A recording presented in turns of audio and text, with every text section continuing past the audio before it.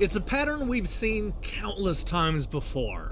Somebody comes up with an innovative idea that takes the industry by storm, and then everybody rips it off until you completely forget why you liked the idea in the first place. I think that's where I'm at with first-person roguelikes. What seemed like an exciting way to breathe new life into the genre has been repeated so many times that they're all starting to blur together. Sadly, Ironguard is not going to be the game that reinvents the first-person roguelike shooter.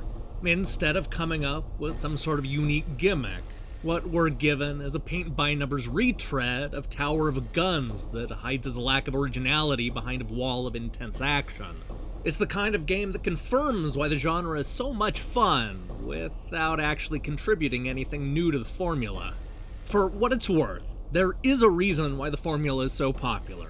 The idea of a procedurally generated map filled with randomly scattered weapons is appealing, especially for those who want to replay a game dozens of times.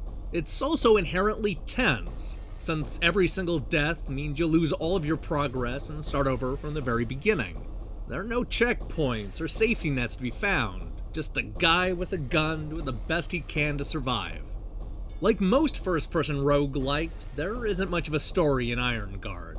We start out in what appears to be an underground dungeon filled with floating bombs and unmanned gun turrets.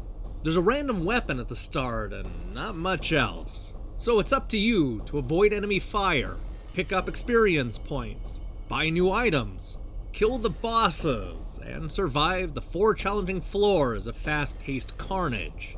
Simple. As a first-person shooter, Ironguard gets the fundamentals right. While it's simple compared to most of today's shooters, the action is quick and the controls feel precise.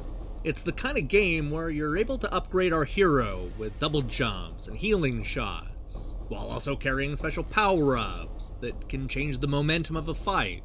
I doubt anybody's going to come away disappointed with the action.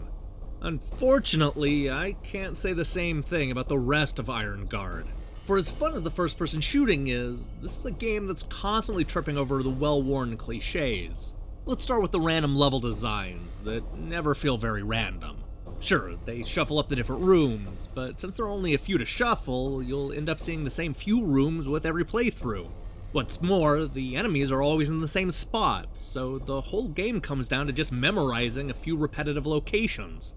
It doesn't help that the different floors are all bland and unremarkable in every possible way. You'll end up going through the same stages with the same enemies and the same boss fights every single time, which makes a lot of the roguelike elements feel tacked on at the last minute. Beyond the room placement and weapon pickups, there really isn't much here that truly feels random. And speaking of those weapons, I was disappointed with how unbalanced they were. You start with an underpowered pea shooter, but the game manages to drop a random secondary weapon in front of you before venturing into the labyrinth. The problem is that most of the weapons are ill-equipped for the job at hand, ultimately leaving you in a spot that's worse than where you started.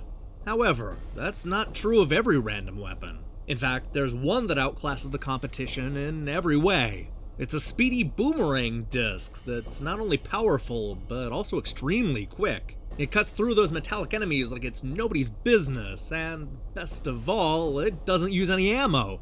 It's so effective that it felt like a cheat code, to the point where I had a hard time going back to the regular pea shooter. This is a common complaint with this style of roguelike, but it's a lot worse with Ironguard. Often, you'll have a handful of random weapons to choose from, or there will be loot drops along the way, but that's not the case here. About the only help you'll find is a store that sells overpriced weapons, though even that ended up being disappointing. After a few hours, I found I was just restarting the game over and over until I found my boomerang disc. From the unbalanced weapons to the repetitive enemies to the lackluster level designs, there's a lot about Ironguard that took me out of the experience. It's not even that challenging, especially after you've memorized the enemy placement in each room. This is yet another familiar outing that doesn't do much to break new ground. You're better off playing Tower of Guns while you wait for somebody to actually do something innovative with this genre. Hey, thanks for watching our review. This is gonna be a busy week. featuring reviews of Rock Band Rivals, Reyes, and other games that probably don't start with the letter R. We're also going to be taking a closer look at the retro bit generations, which I've been playing with over the last week. And that's just the start of what we have in store, so do me a favor and click the subscribe button and support what we're doing here.